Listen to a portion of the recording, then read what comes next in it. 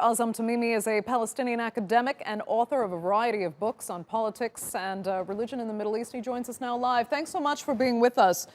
You know, she is a PLO veteran. This really has been her life's work, and yet it seems she's given up. I mean, give us your take on why you think it got to this point. Well, it's taken her so long to give up. Maybe many Palestinians like myself would have expected her to resign a long time ago. I mean, Hanan Ashrawi is a highly respectable academic. She had a clear vision as to what she expected the peace process to lead to. And she saw disappointment after disappointment, both under Arafat and under Abbas, because the PLO wasn't really that institution that took into consideration other people's opinions or feedback or intake. And I don't think she, despite the fact that she could have contributed a lot more had the PLO been democratic, I think her position was probably more honorary than anything else. It's so disappointing to hear because Palestinians deserve so much more. And, you know, the PLO just lost Saya Barakat to COVID-19. Hanan Ashrawi is resigning. These were some of the most effective public faces of the Palestinian cause. They were progressive, they were articulate, and she is their only truly prominent woman on the scene. How does the PLO come back from this? Well, the PLO has really been dead for so long. It's just a name. It's no more than a name. And a small group of influential Palestinians just control everything in the name of the PLO, which is supposed to be the sole representative of the Palestinian people, but it hasn't really been much of a representative of the Palestinian people, going through the Oslo deal and then after that fluctuating here and there and eventually even to the disappointment of the majority of the Palestinians, returning to Netanyahu and doing business as usual as if nothing has happened.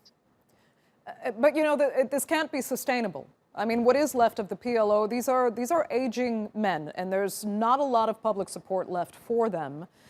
So what is the alternative then? Who really is there and waiting in the wings? I mean, the PLO needs fresh faces. If the PLO should continue to exist, it really does need a newer generation of leadership. Do you see that coming to the PLO, or do you see something completely different for Palestine? A few weeks ago, when the Beirut conference was held and attended by representatives of various Palestinian factions, some Palestinians hoped that this was probably the beginning of reforming the PLO. But I think all hopes have been dashed now. I don't think that the PLO is of any use anymore. We need something new. I've always believed in this.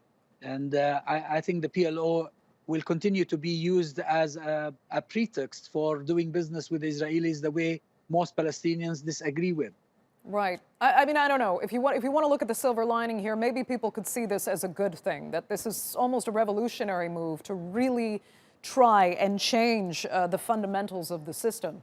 Hanan Ashrawi is a tough act to follow, but do you see the people within your community, within Palestine, to really start taking the reins of leadership and starting a new movement?